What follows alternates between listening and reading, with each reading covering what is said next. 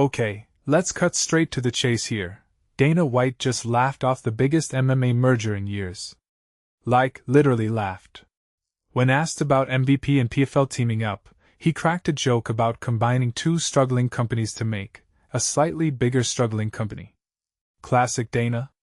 But wait, if this merger is supposed to be a global combat sports platform, why is the UFC boss so relaxed? That's the paradox here. Let me break this down. First, let's unpack the merger itself. MVP, the company backed by Netflix money and Ronda Rousey's comeback spectacle, is merging with PFL, the league that's been quietly grinding since 2018. On paper, this should be a power move.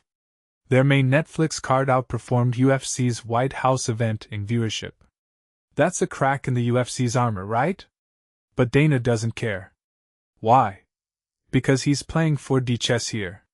He's not competing with PFL or MVP, he's gunning for NFL, NBA, Premier League levels of dominance.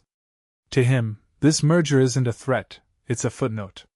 Personally, I think Dana's confidence borders on arrogance, but it's not unfounded. The UFC isn't just an MMA company anymore, they're a cultural juggernaut. When Conor McGregor breaks his leg mid-fight, it trends globally. When they host a Fight Island special, it's a travel destination. That's a different league of influence. MVP and PFL merging?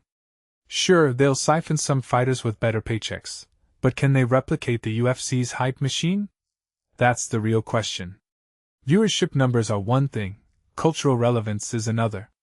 What many people don't realize is that the UFC's moat isn't just talent or events, it's content.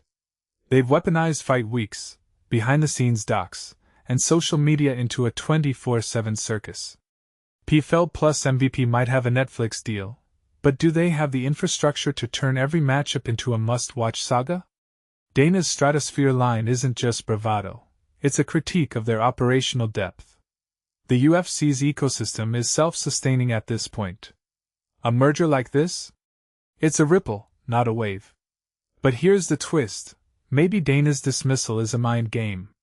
By acting unbothered, he's psychologically undercutting the merger's significance. Media narratives matter. When the UFC CEO snickers at a rival, journalists amplify it. That's free PR for UFC's dominance. Meanwhile, MVP-PFL needs to prove it's more than a corporate spreadsheet with gloves. Their Netflix event was a win, but can they consistently create moments that stick?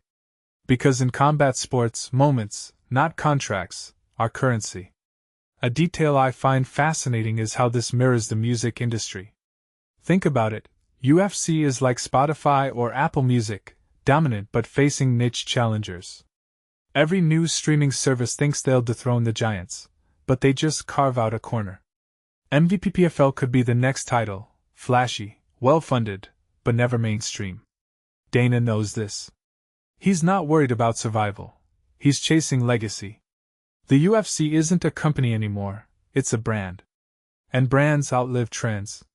So what's the bigger picture? The merger might not dethrone UFC, but it'll force them to innovate. Complacency kills empires, and Dana's too sharp to get cozy. Maybe this non-threat is exactly what they need to stay hungry. Or maybe we're witnessing the early stages of a two-horse MMA market. Either way, the drama's just getting started. What's your take? Think Dana's right to sleepwalk through this, or is he missing the storm?